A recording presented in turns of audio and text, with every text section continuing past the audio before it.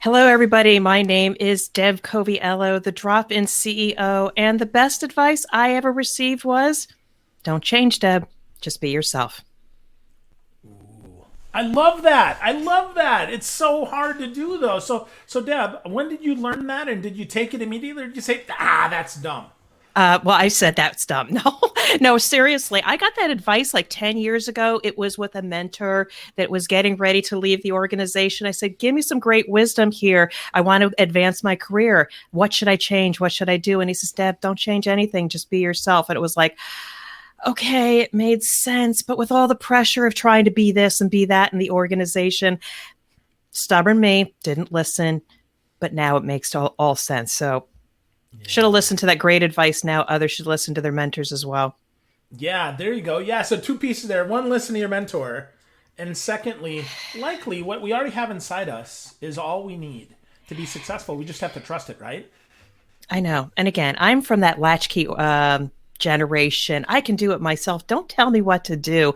That I was always so stubborn. But you know what? I am now starting to pause a little bit, listen to what people have to say to me, maybe not directly, and just think about what they say, because maybe they're just giving me a gift. They're giving me some advice because they care about me, and then I'll run with it. So keep it coming. I'm looking for advice and some words of wisdom from anybody.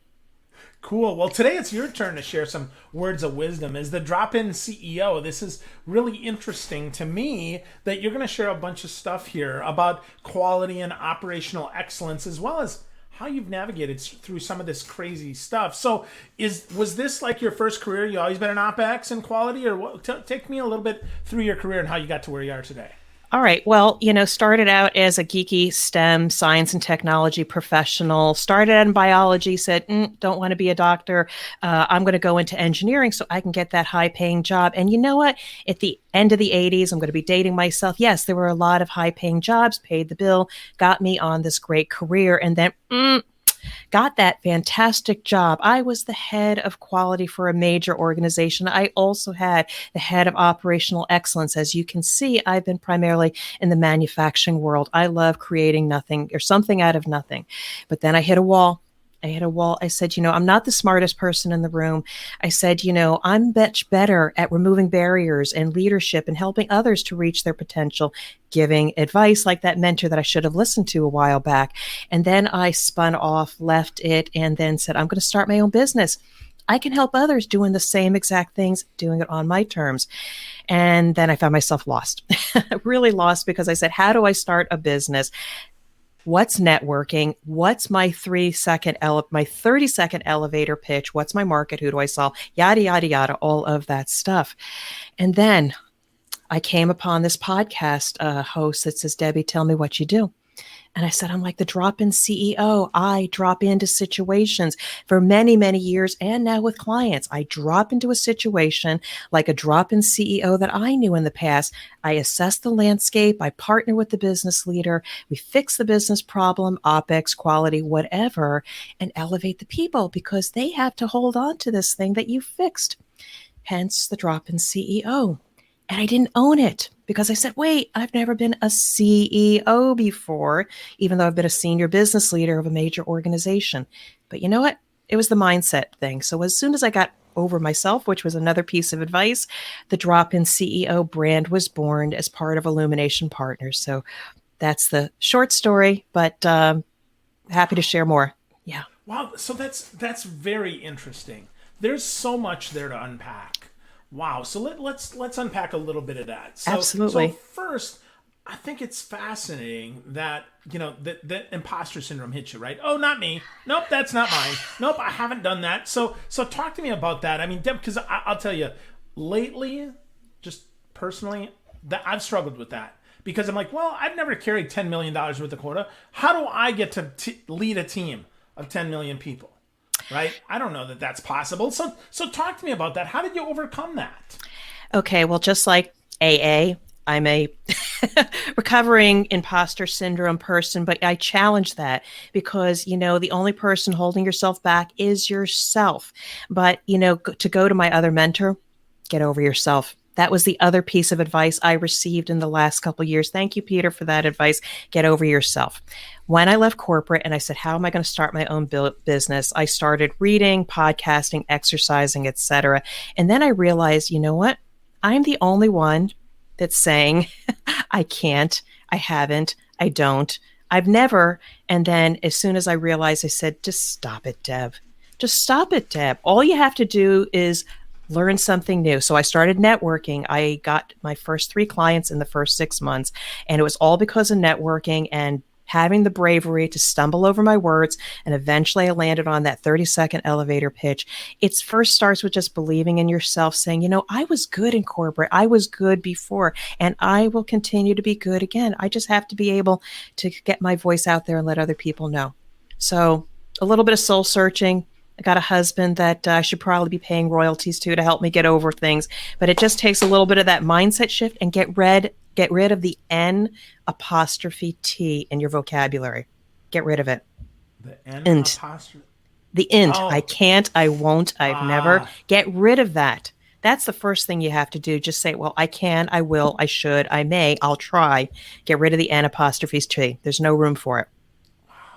that's great. I love that. That's simple. We can do that. So, how do you do that though when you're not a people person, right? If you're not a networker, I mean, you said you come from STEM, and yet I read your bio and I read your mission, and you're all about the people. Come on, Deb. Engineers aren't all about people, are they? Well, I'm not the average engineer. I'm Deb Coviello, the drop-in CEO. But here's what it is. You think that you can't network, but we got this going on here. So obviously we can network, we can have a conversation. It's just about being comfortable with yourself and being an engineer looking for the data. How can I connect with that person? Where do we align up and some things like that? Really, you know what? I'm a couple different people. I am a Gemini, dual personality. When I was a child, you couldn't shut me up. Talk, talk, talk. The teacher said, can you just keep her quiet? She's getting a little bit disruptive. And so somehow over time, I lost my voice. I said, heads down, be a good girl, study hard, get my science and engineering degree, and let me solve the world's problems. And every time I would speak up in society, somebody might not like what I said. So I got quiet again. And you know what? I left corporate. The best thing that ever happened to me is started my own business, started my own podcast, The Drop-In CEO. And you know what? I love speaking, communicating, sharing, exchanging, enriching, and lifting. So, yeah, engineer by training and practice, but I don't know, maybe media podcast host for the long term. So Cool. I think people just need to embrace the fact that don't be labeled. Just because somebody labeled you as a STEM professional, introvert, don't own that. Just find your voice. Uh, Somebody will want to hear it. that's great, right? So Yeah. people want to hear your voice. Absolutely. I dig that. That's that gets back to your first bit of it, right? Kind of get over yourself, right? This is not, I'm not teaching to me here. I'm teaching to somebody who might want to hear my voice, somebody who needs to hear what I need, what I know, right? And I'll tell you that mentor. So I used to push the button on LinkedIn and do a video, and I would say, hello, my name is Deb Coviello from Illumination Partners. I'm here to talk to you about a blah, blah, blah, blah, blah. And so I showed up as that geeky STEM professional authority. And then when that mentor said, Deb, get over yourself, Peter Gorel, thank you. All of a sudden I said, just be yourself. Oh, the mentor from 10 years ago, be yourself. So the hair is not perfect. The smile's not perfect. But you know what? If you got something to say and you really enjoy it and sharing with others, just show up. Just show up. And so this is more of who I am. And I think people are finding more value and resonating with people. People want a person to talk to, not just a talking head. Yeah, I totally agree with that. Yeah. I totally agree. And those videos are super important. So we're going to take Yeah. a quick break here. I'm going to talk about email because it's not dead, right? But it sure can be boring. So let's jazz it up a little bit. Let's, instead of sending those boring, lame emails, let's instead use Vidyard. Use Vidyard to record and send those sales videos, those connection videos, those networking videos to connect with your prospects, move those open opportunities along, and to close more deals, make more money, get your voice out there. So how does video work with Vidyard? Well, 3 quick ways. One, you put on face your name with video. Deb talked about this, right? Hold up a whiteboard, record your face, your screen, or both. for those first touch prospecting videos so they know you're talking just to them. One of my favorite things to do is to repeat back a key takeaway I learned on the previous call or that I learned via research and share it back with them by writing it along with their name on the whiteboard so they know it's just for them. Secondly, if you've got a sales team, share your team's videos using the outreach tools you use every day. Pull together the best videos from shared libraries your team has created in a curated playlist for each opportunity you have and learn from each other. Third, keep track of which opportunities are engaging with those videos so you can follow up at the exact right time and know what's resonating. Check out the stats, see who's watching, see how long they're watching, and integrate this into your CRM so you can see how video drives your sales pipeline development for you and the sales team. So if you're looking to get started, sign up free at vidyard.com/philgerb. That's vidyard.com/PHILGERB. Because these stinking long promo codes of XY5736B, they don't work, folks. Instead, Vidyard makes it super easy. Again, you can go to vidyard.com/philgerb to start using it completely free. As a bonus, get their high conversion virtual sales playbook. That's vidyard.com/philgerb so you can get yourself on video. So Deb, tell me, how many times did you have to go live or to have a podcast conversation before you finally hit publish? Meaning finally doing my own Yeah, podcast? do your own, yeah. Oh, wow. Well, first of all, I had been doing videos from February of 2020 to finally recording my first podcast episode, November of 2020. And you know what? It was a matter of just push the button, hit record something for 30 seconds, get it out there, get it in and out, and give somebody something of value. But podcasting, oh my, that is something quite different. You are really putting your voice out there, and it needs to be something valuable and resonate with your people. And the crazy thing is that there I have my solo written. I haven't pushed the button. I just get off the phone with somebody who I was a guest on their show. And I say, hey, I'm just really excited about this podcast that I'm going to do, but I just can't push the button. And she said, what's holding you back? And again, just me. So having the right person show up on your life, sitting on your shoulder and says, what the heck are you doing? Why are you holding yourself back? At that moment, I said, okay, I can do that. We got off the phone. I hit push record, recorded my first solo episode, and the rest is history. About 137 episodes released just this week. So excited. And you know what? I'll keep doing it as long as people want to hear my voice and the great people I bring on the show. So it's about getting over yourself and just push that darn button. Nothing to lose. Wow. Yeah. Wow. Well, that's, and a lot of times, isn't that a lot like leadership too, right? Isn't one of our blind spots that we need to just push the button and just move forward in this? Yeah, I talk about that a lot in my book, The CEO's Compass. It's really, first of all, you got to start with your own mindset. As an engineer, we are groomed to be perfect. People's lives, decisions rely on perfect data. And so that's how we're trained and that's how we communicate. And so we're groomed for perfection. And so it's actually then a detriment when it comes to leadership. And so leaders first have to be able to find their voice. They have to find their purpose. And how am I going to lead this organization? A quick story here. I wasn't always very successful in my roles. But, and I even write about this in the book, I was probably the last region in my particular company. I went to a contemplative place. I said, it's not what I'm doing. There are smarter people on my team, but I need to work on myself. What do I need to do differently as far as my leadership? How am I going to lead the people? How am I going to help the people? And then move forward. And only what I'm going to do with the people was what was important. So again, moving from engineering to being perfect, I just have to start doing something. Otherwise, I'm not going to get the results and I may be out of a job. So you have to transcend that abyss of perfection is not what's going to get you there in the future when it comes to leading in organizations. It's good enough. And how are you going to remove those roadblocks and guide people? People will forgive you for the few mistakes you might make. We don't have to be perfect as leaders, Deb, but now you tell me this. Holy crap. Like, I could have learned this 25 years ago when I was starting out leading. But now we know, it's funny. It's funny. They don't coach and mentor you these things. Then all of a sudden you have to take these self-help courses that they say they'll guarantee that you're going to make six figures X, Y, Z in this time frame. But at the end of the day, I just wish I had some people along the way that says good enough is just fine. And so that's one of the messages I give to emerging leaders that don't have mentors, or even those entrepreneurs that get stuck. Don't worry about the shiny business card or the perfect PowerPoint. Get out and network and say what you think and find the people that it resonates with. So, oh, I love that. Good enough is just fine. Otherwise, you're never going to get anything done. You're going to be sitting home during a crisis or pandemic and say, where are my customers? You got to be out there. Wow.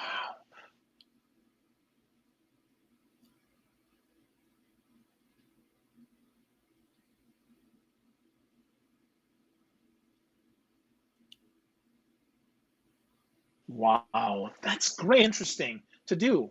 So powerful to do. So Thank you. so let's yeah. So let's chunk that a little bit more here. You talked about the CEO's Compass, your book, your guide to getting back on track. So first, Deb, I got to know, how do we even get off track before and know that we're not on the right track? How do we know? Thank you for that question. The CEO's Compass, your guide to get back on track. It's one of those things where you know it.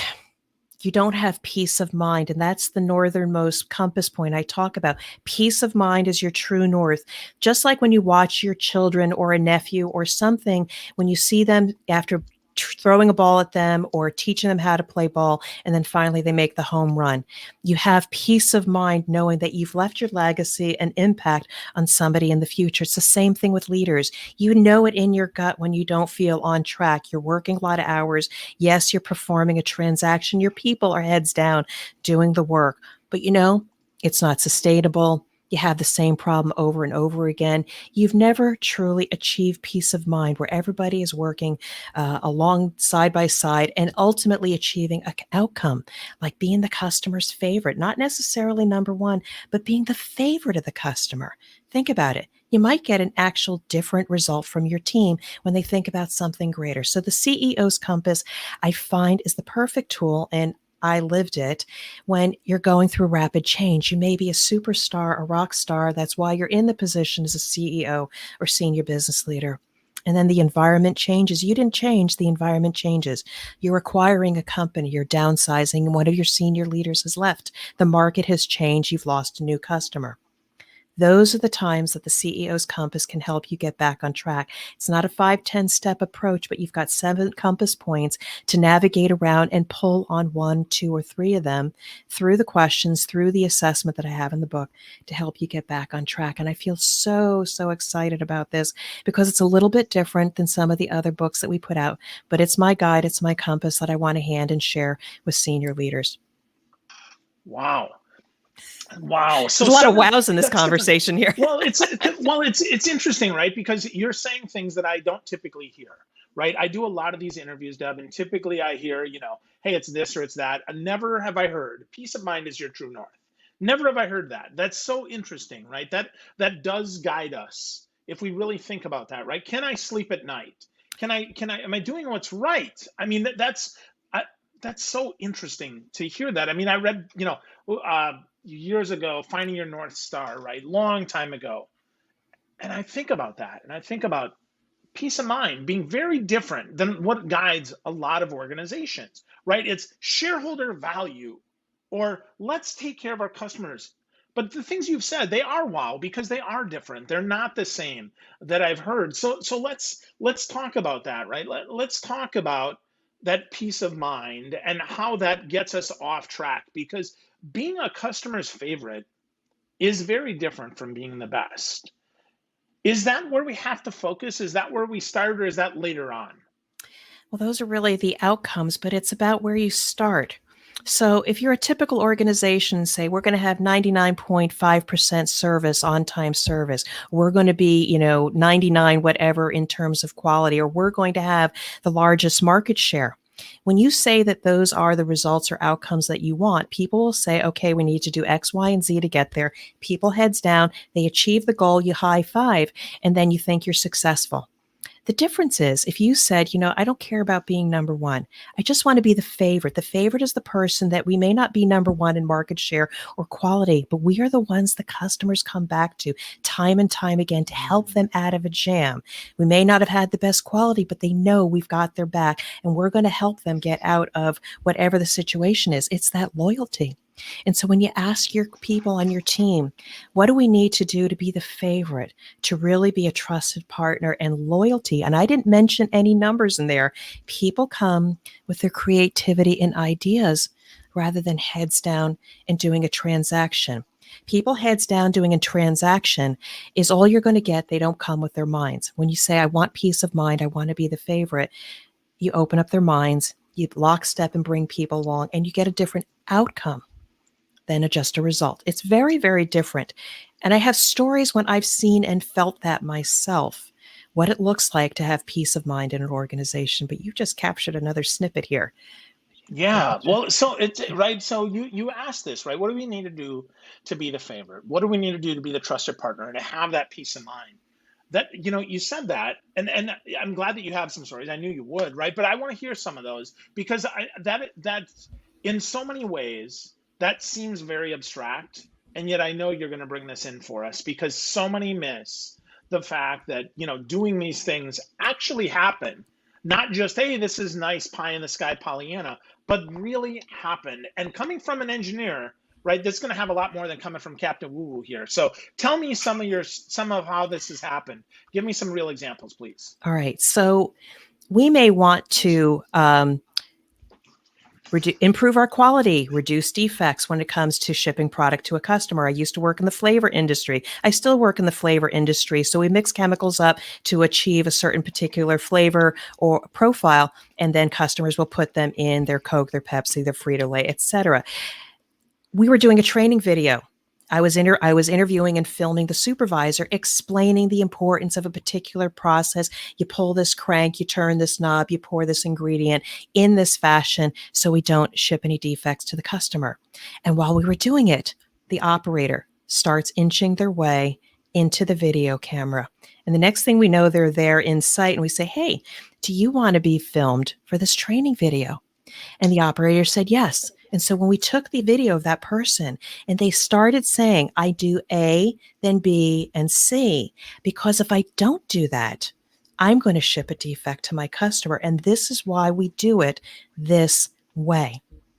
Talk about a wow when you see the person on the front line closest to the customer not only knows what to do, but why it's so important and to preserve brand loyalty.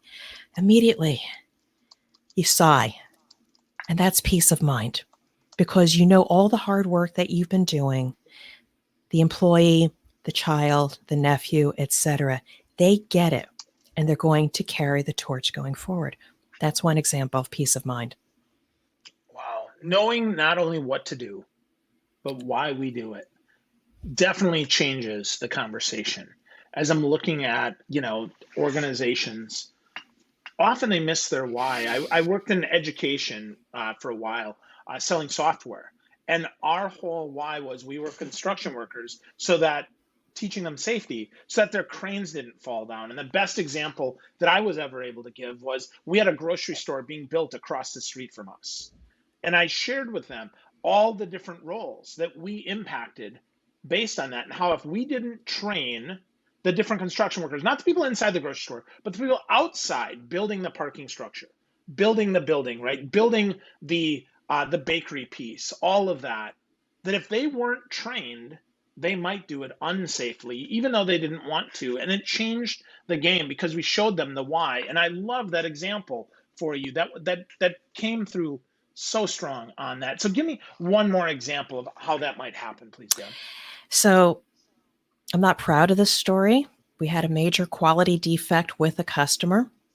We had to go visit them at their home office, I being the head of quality and two of my technical experts. So we went there. We knew we were going to get a tongue lashing. We delivered the information. We explained our rationale for how it happened, and what are we going to do to correct it going forward, and the reason why we flagged it as a significant issue. And it actually resulted in product coming back from the market. It caused a lot of disruption. But at the end of the day, as we're sharing the story and what we did and why we did it, because there was a chance we could have just let it go, maybe not said anything about it. Maybe nobody ever would have noticed the defect. But we chose to speak up. And we explained this to the customer. We got our tongue lashing a little bit. And then when we were done, we said, you know what? We agree with what you did. If it was us, we would have done the same thing. So talk about a terrible situation, but being transparent and just showing your values about doing what we did in the best interest of the customer. We built trust. We continue to do business with them, and we continue to be a trusted partner. That's peace of mind. Wow. Very different Yeah, than being number one. And it yet is. much easier to get repeat sales, much easier to develop that trust. Now, that doesn't say you can be reckless, to be clear here. Folks, if you're listening in, right, the best way to be a trusted partner and the favorite is not by being reckless, but it does mean sometimes you got to eat your crap. You make a mistake, you got to fix it. You got to be better and you got to own it, to your point, Deb. I love that. I think that's so important. So as we're getting closer to wrapping up, talk to me a little bit about that lost feeling that some of us get that prevents us from actually standing in our power and saying, well, you know what? Nope, this doesn't give me peace of mind, but I don't really care. I'm going to do it anyway. How do we, own that and then move past it? So that's a great question. And you know what? Sometimes they teach us, and I'm dated a little bit, don't let them see you sweat. Put on a professional face. But nowadays, if we don't respect that sunken feeling like, oh shoot, that was just, I can't believe that happened to me or to them, etc. You know what? Just stay there for a few minutes. Just acknowledge it. Go for a run. Go get some chocolate or something like that. Just be in the moment and say, okay, it is what it is. The key though is how fast do you move through that? Give it respect. Acknowledge it. Okay, what is in my control? What can I do now, tomorrow, the next minute? What phone call can I make? Where can I start? It's all about everything being in your control. Don't be a victim and say, oh, this happened to me. Okay, yes, this did happen to me, but what can I do? I can update my resume. I can reach out to my network. I can do something. I could just say, hey, I want to be on a podcast. I just want to start talking. I can do something. And then as soon as you start that forward momentum, you get from that place of being stuck to doing something. So I've had to do that a lot. Yeah, for sure, right? That law of action really works. Do something, move forward, get some sort of energy going Yeah. so that we can get moving in the right I direction. mean, I've been downsized from companies. I've come home and said, hey, honey, guess what happened?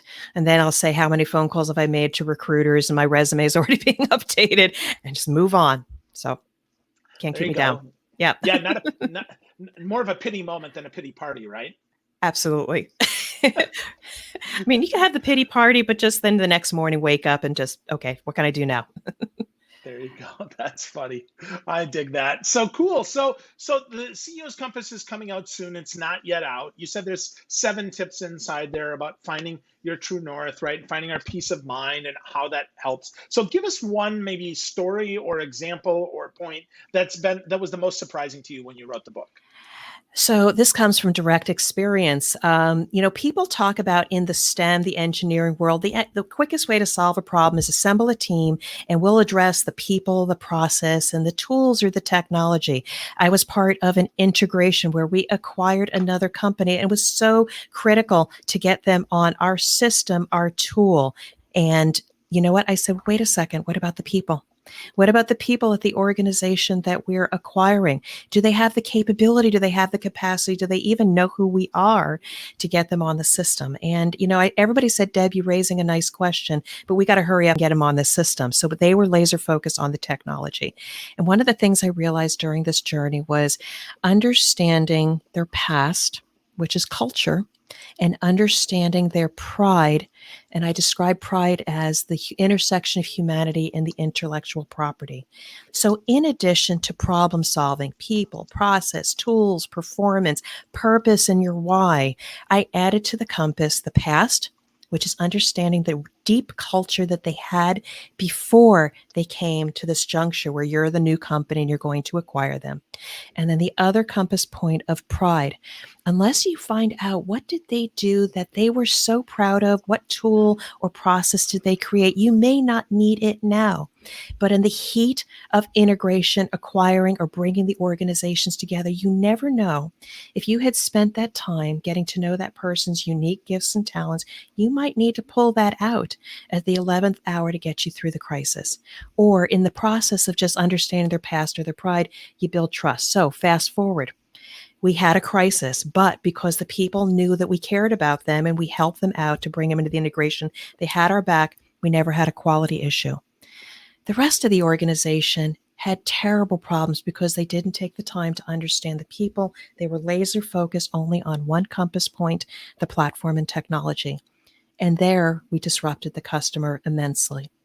So one of the things I bring into the compass, in addition to purpose and platform and things like that, you must add a compass point to understand the past of the people that you bring together in a team or an organization, and the pride, the intellectual property, which I say intellectual property, not subject matter expertise, to raise it to the level of business risk and something to be reckoned with and appreciated.